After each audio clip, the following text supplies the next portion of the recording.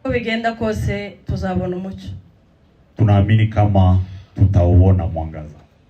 Uko bigenda kose Yote itapitia, lakini tunaamini kama tutaona mwangaza. Juvenal yari muramu wanje ariko byukuri yari umubyeyi wanje. Juvenal alikuwa ni beau-frère yangu, lakini kwa ukweli alikuwa ni mzazi kwangu mimi. Ntabwo nigeze mufata nka muramu wanje kuko iteka ryose niwe mubyeyi nari mfite. Navuga ngo Imana yatweretse ibyago byinshi ariko izagaruka ituzure. Hata kama Mungu tunayapitia hayo yote magumu, lakini tunajua Mungu yupo na atawafufua. Umwijima ntabwo uzahora iteka ryose. Ntabwo nzi ngo bizaza ryari, ntabwo nzi ngo bizanyuraho gute, ariko isi kiriho umwijima ntabwo uzahoraho. Tuzageraho natwe tubone bucya, tubone natwe izuba, tubone umuseke.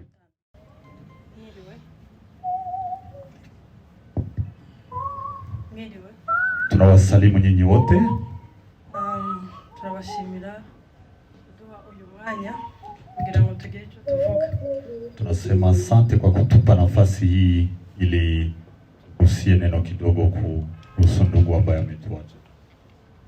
Tunasoma muri Zaburi 71. Acha tusome kwa kitabu cha Zaburi sura ya 71 kwa mstari wa 12 na 21. Avuga ngo ni wowe watweretse ibyago byinshi bikomeye, uzagaruka utuzure, utuzamure, udukure ikuzimu, utugwirize gukomera, uhinduke umare umubabaro. Inasema hivi kwa Kiswahili: wewe uliyetuonesha mateso mengi mabaya, utatuhuisha tena, utatupandisha juu tena kutoka katika vina virefu chini ya nchi. Laiti ungeniongezea ukuu, urejee tena na kunifariji moyo. Amen. Ni wowe watweretse ibyago byinshi bikomeye, uzagaruka utuzure. Ni wewe ambaye umetuonesha mateso ambaye makuu, tuna imani kama utarudi kutufufua. Dufite ibyiringiro nubwo twanyuze mu bikomeye bigoye muri uyu muryango, twizeye ko Imana izatuzura.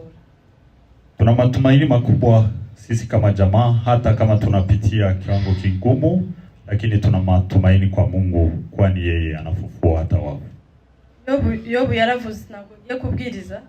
Yobu yaravuze ngo ariko ngewe ubwanjye nzi ko umucunguzi wanjye ahari, umucunguzi wanjye ariho, kandi ku iherezo azahagarara misi. Hiyo alikuwa anasema ni maneno ya Yobu wakati alisema, najua kama Mungu wangu, Mwokozi wangu yupo na atarudi kutufufua, kutukomboa. Tuzi ko umucunguzi wacu ariho, nubwo twanyura muri ibi byose muzi benshi, ariko tuzi ko ku iherezo, at the end, Imana izagaragara. Sisi kama jamaa tunafarijika tukipitia maneno hayo ya Mungu, ndio tunakuta faraja, sababu tunajua yeye ndiye muweza vyote, na kwa mwisho ndio ana neno la mwisho kabisa. Biblia yavuga ngo umwijima ntuzahora iteka ryose. Kwa Biblia nasema giza haitadumu wakati wote wa milele. Uko bigenda kose tuzabona umucyo. Tunaamini kama tutauona mwangaza. Uko bigenda kose yote itapitia, lakini tunaamini kama tutaona mwangaza. Juvenal yari muramu wanje ariko byukuri yari umubyeyi wanje. Juvenal alikuwa ni beau-frère yangu, lakini kwa ukweli alikuwa ni mzazi kwangu mimi. Ntabwo nigeze mufata nka muramu wanje kuko iteka ryose niwe mubyeyi nari mfite. Hata siku moja sikumchukua kama beau-frère, sababu nilimkuta akiwa kama mzazi wangu mimi. Navuga ibintu bibiri gusa ku byerekeye umuryango we bwite na familie yacu ukuntu twamufataga n'ibyo yatumariye. Nitasema maneno mawili tu. Ya kwanza ni kuhusu yeye Juvenal na jamaa lake la pekee, na la pili ni kwa jamaa kubwa letu sisi wote. Kuba muzi aho twabaye, Juvenal yakundaga familie ye cyane. Kwa wale ambao walipata bahati ya kumjua, alikuwa ni mtu akipenda jamaa ama familia yake sana. Ntabwo yari afite ubushobozi bwinshi ariko abana be bose bize ku mashuri meza yaragezweho icyo gihe. Hata wakati ambayo hakuwa na mamwaye mingi, lakini watoto wake walisoma kila wakati kwa mashule mazuri sana, kwa masomo mazuri sana. Ariko igitangaje nuko niwe wenyine wabitwariraga akajya no kubafata. Wakati huo yote alikuwa akichukua na muda wa kuwapeleka shule yeye mwenyewe na kwenda kuwachukua. Agomba kujya no ku kazi, akava ku kazi akajya kubafata aho yabasize ku ishuri. Hayo yote aliyafanya akiwa na kazi pia, aliyatia pamoja na responsibility za kazi, lakini hakuacha siku moja kushughulikia watoto wake na kuwapeleka na kuwakamata kwa shule. Byo turabimushimira cyane kuko abana be nko mubizi na abahanga, kuko yabashiriyeho umusingi wo kwigira ahantu heza asobanutse, atanga iyo sacrifice yo kugira ngo abana be bige neza cyane. Kwa hiyo sisi kama jamaa, hiyo ilikuwa ni nzuri, alitufunza na tulizidi na tunaendelea kumshukuru sababu alisomesha watoto wake vizuri sana. Babyibuka ku mudamu we ukuntu yamwitagaho cyane. Kwa wale ambao walibahatika kumjua, alikuwa ni mtu akiwa karibu sana ya bibi zake. Ntago basengeraga hamwe n'umudamu we. Hawakuwa wanaomba kwa kanisa moja yeye na madame yake. Kandi aho umudamu yasengeraga hari kure yaho batuye. Na bibi yake alikuwa kanisa yake iko karibu na mahali waliishi. Yagomba kumuzana aho ugomba gusengera mu gitondo, lakini alichukua kila mara na muda wa kumpeleka kanisani bibi yake. Agasubirayo akaza kumufata basohotse. Anarudi nyumba na nyuma ya kanisa na kuja kumchukua. Iteka ryose babayeho yagomba kumujyana ku rusengero akaza no kumufata. Hiyo aliifanya kila wakati. Umuryango we rero yahagaze neza, arera abana be neza, abatoza neza, turabimushimira. Jamaa lake alishughulikia sana watoto na bibi, na sisi kama jamaa hayo tulizidi kila wakati na mpaka leo kuyashuhudia, kwani ni nzuri sana. Umuryango wacu rero yakundaga cyane, abavandimwe barahari, yakundaga ko dusabana cyane. Alikuwa ni mtu akipenda kuona jamaa ikikusanyika pamoja. Buri gihe iyo hari iminsi mikuru, Bonane, Noel, ibindi yashakaga ko twese duhurira ahantu hamwe.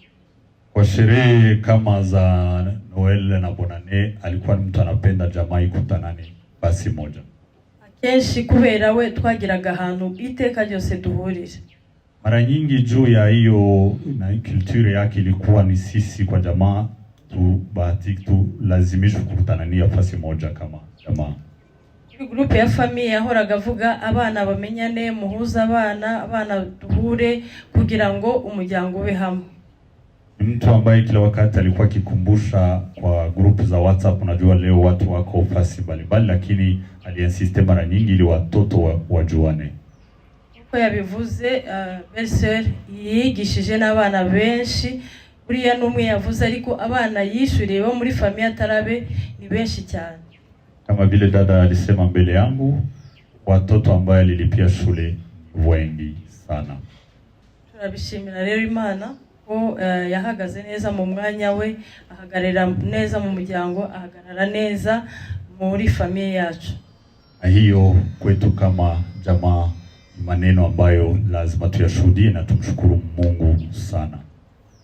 Imana yagize neza mutwara kuko niko yabishatse, ntabwo duharira n'Imana, byaradutunguye cyane.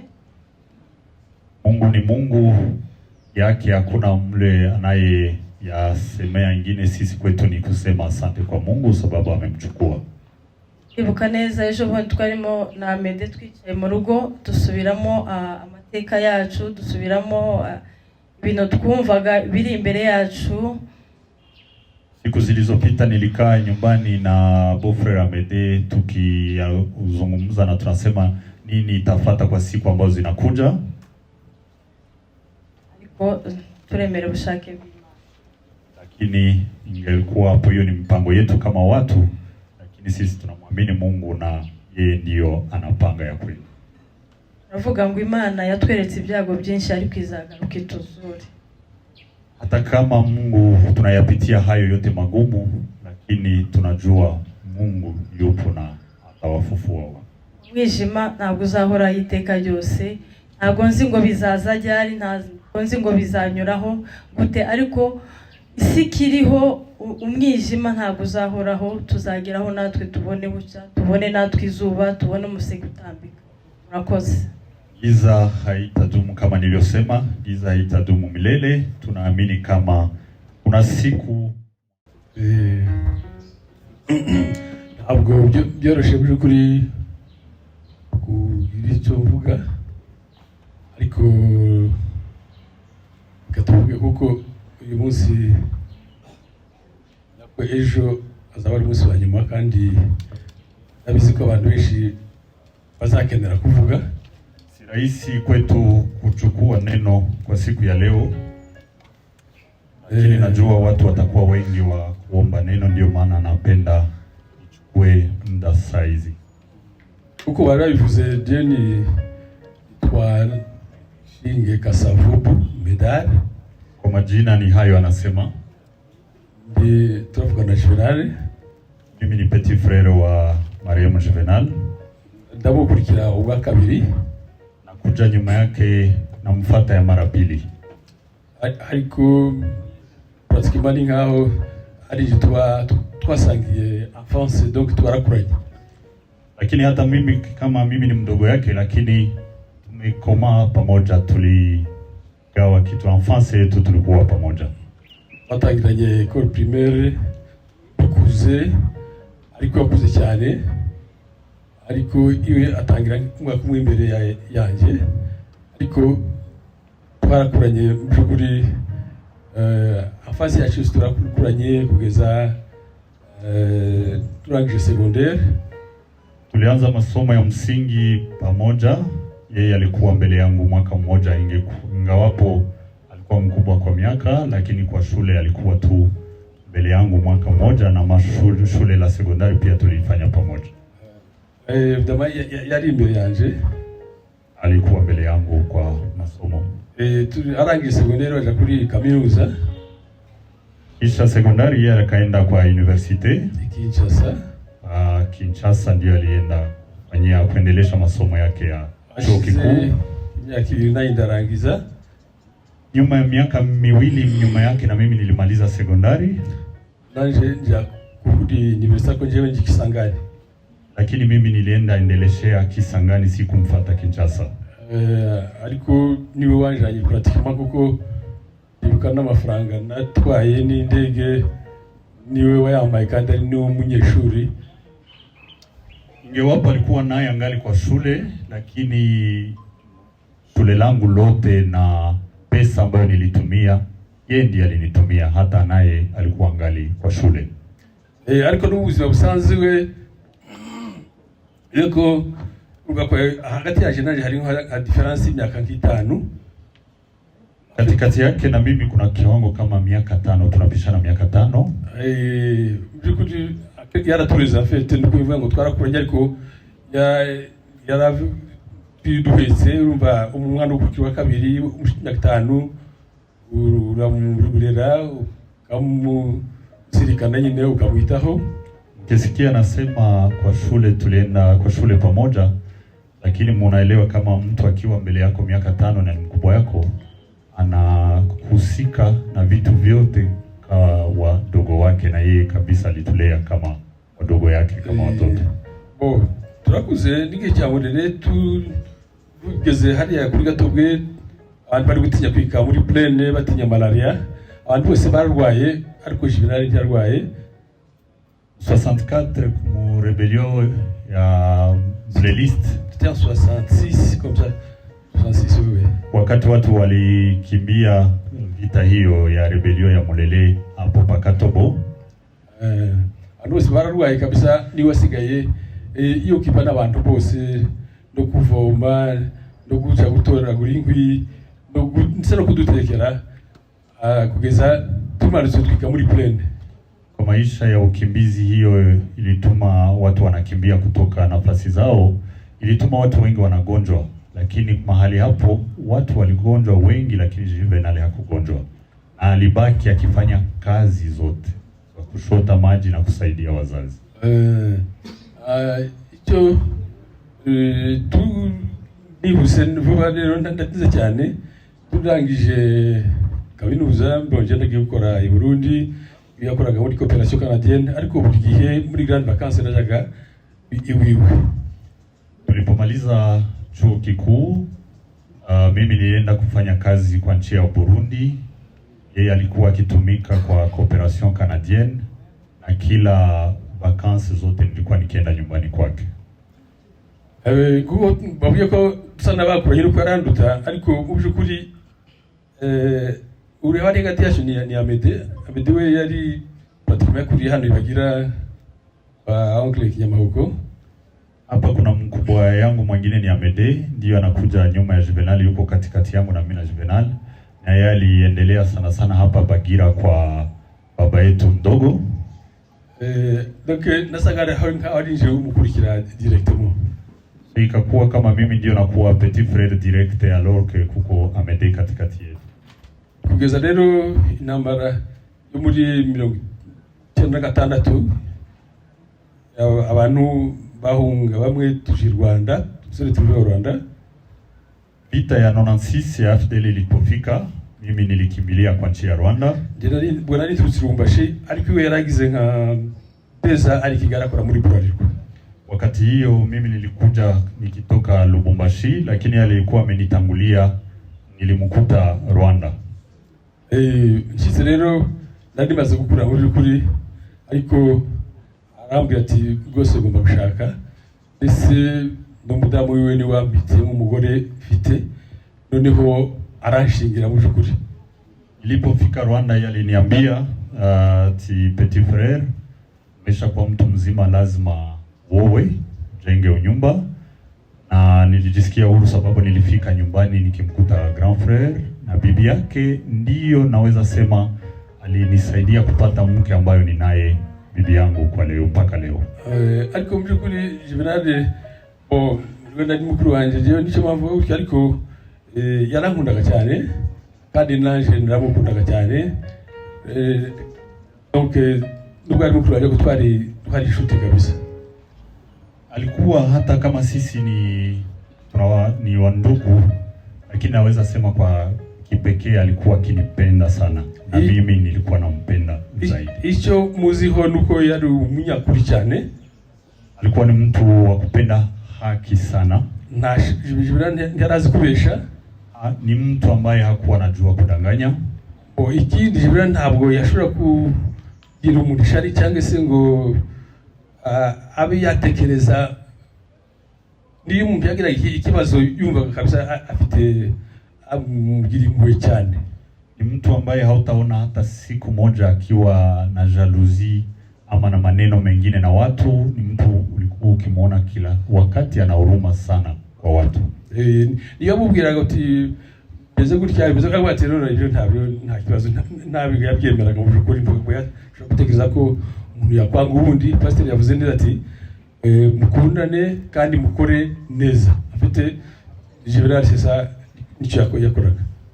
Kila wakati akiambiwa neno eti mtu fulani anaweza kuwa anafanya, hakukuwa nakubali hayo. Hakuitika kama mtu anaweza kuwa na ujanja wa kudanganya na kufanya maneno haya. Kila wakati alikuwa akisema muyaache hayo, siwazi kama mtu anaweza fanya hiyo.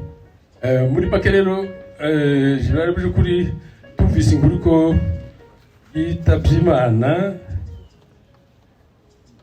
ntabwo byari byoroshye kubyumva kubyakira. Nilipopata habari ya kifo chake sikuitika, naweza nikasema haikuwa rahisi kwangu kusikia neno hiyo. ariyo bonde baza gutekereza ngo donc umva n'umutunda natakaje kabisa sole nk'abandi wenda inkuru yaza guhinduka ikaba ari ibinyoma. Habari kama hiyo ikikufikia, na mimi wakati ilinifikia sikubali, nilikuwa nawaza eti mara moja nyuma ya muda ingine itakuja kusemewa kama si ukweli. Mtu angali naizi mpamagara Jotam. Nilipopata habari hizo nilimwita ndugu Jotam. Abwira ati nibyo byarangiye. Akaniambia ni ukweli, amemaliza. Nuko nyine byarangiye. Hapo nikaanza kuelewa kama hiyo habari ni ukweli, ni hakika. Mu Kifaransa ngo j'étais devant un fait accompli.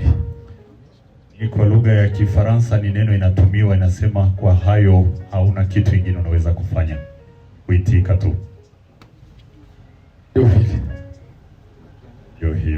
Teofile cyo navuga kuri make y'ukuri ntabwo natubwiye amagambo menshi kuvuga nayo kubashimira. Sikuandaa maneno mengi na sio rahisi kuongea kwa kifo cha ndugu mpendwa, lakini hata nimalize nikiwashukuru nyinyi wote. Shimira mwebwe, hari abavandimwe, hari inshuti ziwe bari kumwe hano Bukavu, hari izindi inshuti ziwe zari hirya no hino mu bihugu bituzengurutse n'ahandi ku isi hose. Twese rwose mwagaragaje, mwamanifeste compassion, turabashimiye. Hapa kuna ndugu, kuna marafiki, kuna watu walikaa naye hapa Bukavu, kuna ndugu walitupigia simu kutoka mahali pote duniani. Hii ni muda wangu wa kuchukua na kusema asante, tunashukuru sisi kama jamaa kwenu nyinyi wote. N'abandi bavandimwe baturutse hanze, abaturutse Burayi, abaturutse Canada, abavuye muri Amerika, nabo bakomere. Hapa kuna ndugu zetu kwa jamaa wanatoka mahali mbali sana, kwa Canada, kwa Ulaya, kwa Amerika. Muda wangu uso kuwapa pole sana. Ndabizi ko hari abantu benshi kabisa bataraza imbaraga, ariko nyine nta kundi bakomere. Najua wengi ingali ngumu kwao kuelewa na kuyaitika, lakini wewe ambao uko kwa hali kama hiyo, acha nikwambie pola. Turashimira abantu badufashije mu gitaramo, Pastor wa Zayoni bani mubisha cyane, abandi ba pastor bose batubirije, Pastor Imeje yatubirije, Pastor atubirije umunsi, abandi batubirije iminsi yose, n'abadufashe kuririmba, gutarama mu mirimo myinshi hano, abakora inama yo kugira ngo ibintu byose bigende neza. Imana ibahe umugisha. Wachungaji wa makanisa ambao walikuwa hapa kuanzia siku ya kwanza mpaka leo, waimbaji wenye wako kwa komite ambayo inaandaa hii, ni muda wangu wa kuambia asante na Mungu awabariki. Dushimira rero n'ubuyobozi bwa province. Tunasema asante pia kwa ngazi za serikali kwa province yetu ya Sud Kivu, ndetse na ubuyobozi bwa AFC M23 twirwaneho muri rusange province ihagarariye, kwa waongozi wa AFC M23 na twirwaneho. Tunasema pia sisi kama jamaa asante sana. Ndabizi ko no muri ibi byose tufatikanyije, kandi namwe ndabizi ko kirimo mwiyubaka, ariko turabashimiye cyane. Najua uchungu huu ni wetu sisi wote, sisi kama jamaa lake na nyinyi kama jamaa lake la kazi. Tunasema asante. Ingewepo muda, mna vitu vingi kwa muda huu mnafanya, lakini kuyachukua na haya ili tumsindikize ndugu, tunasema asante sana. Murakoze cyane. Ndibira ko gahunda iri kugana ku musozo, dukomeze tubane, dukomezanye kugira nyine igahunda tuyishoje neza. Murakoze, dukomeze twese. Tunasema asante. Tunajua siku zimekisha kuwa nyingi, lakini sisi ni kuendelea kuwaomba muwe karibu yetu mpaka mwisho. Asante sana kwa Medar kupata na nguvu ya kuchukua neno. Tunashukuru Mungu kwa sababu Mungu ndiye mkuu. Byabaye byose Kwa haya yote na kimwe ambayo kiba yametokea, Imana itabizi. kwa haya ambayo yote yanatokea si mapya kwake, yeye anajua yote. Turashima iyo Mana koze Tunasema asante kwa Mungu. ili turashimira abantu bose baje kudufata mu mugongo, abaturutse kure, abaturutse hafi, abantu babaye hano kuva ku wa mbere kugeza uyu munsi. Turabashimiye ngo Imana ibahe umugisha, uko ibyago iyo bibaye nta muntu wabyifasha, ariko iyo turi kubabona gutyo twumva duhumuritse kandi tukumva imitima yacu irakomeye. Rero turabashimiye ngo Imana yo mu ijuru ibane ibahe umugisha. Sisi kama jamaa, yeye ni dada yake ya hayati Vice Governor, tunasema asante kwa wale wote wa kutoka mbali na karibu. Nyinyi wote ambao mmekuwa hapa kuanzia siku ya kwanza mpaka leo, Mungu awabariki. Kuvuga Juvenal ntabwo byoroshe, ariko turavuga buke uko twese turamuzi. Juvenal ni musaza wanjye. Kusema kwangu mimi kuongea kuhusu kaka yangu Juvenal si rahisi, ariko twabura icyo tuvuga kuko hari byinshi yakoze kandi yakoreye umuryango byiza. Sisi kama jamaa tuna mengi ya kusema sababu ametenda mengi sana kwa jamaa yetu, hatuwezi kuyasema yote, na hayo yatatuma tutaendelea kumkumbuka. Nakuze nsanga ari mukuru kuri nge, ari mukuru cyane, namubaraga kimwe na ba papa. Mimi nilikomaa nikimkuta yeye ni mkubwa sana, hata nilikuwa nikimwona kama kwa kimo kimoja na wa baba zetu. Ko icyo namubwiraga cyose yarakinkoreraga. Mimi kama dada yake mdogo, kila kitu niliomba alikuwa akinifanyia hayo. Kindi yadukundiraga abana, Alikuwa akipenda yarabakundaga cyane. Alikuwa akipenda watoto wetu. Niyo yatuvugishaga, yatubazaga amakuru y'umuryango, akatubaza amakuru y'abana, akatubaza uko bimeze. Icyo tuzahora tukimwibukiraho. Kila wakati ukizungumza naye alikuwa anachukua na muda ya kukuuliza habari ya watoto, na hayo mimi naendelea kuyakumbuka. Nyeya ku giti cyanjye yanyishuriye umwana ishuri, ari igihe umwana yagize igihe amafaranga arabura arasispanda, ariko ngo buce aramuhagurutsa arongera aramwigisha. Icyo nzahora nkimwibukiraho. Kwa kipekee mimi kuna muda ambayo wakati mmoja alichukua maresponsibility hata ya watoto wangu kuwalipia shule wakati wamesimamisha, lakini na hayo ndaendelea kuyakumbuka. Ubu twari tumutezeho byinshi uko Imana yari yaramutoranyije ndetse na Yesu iramutoranya. Twari tumutezeho byinshi, ariko kubera ko ariko Imana yashatse, Imana imuhuri ubugore dashira.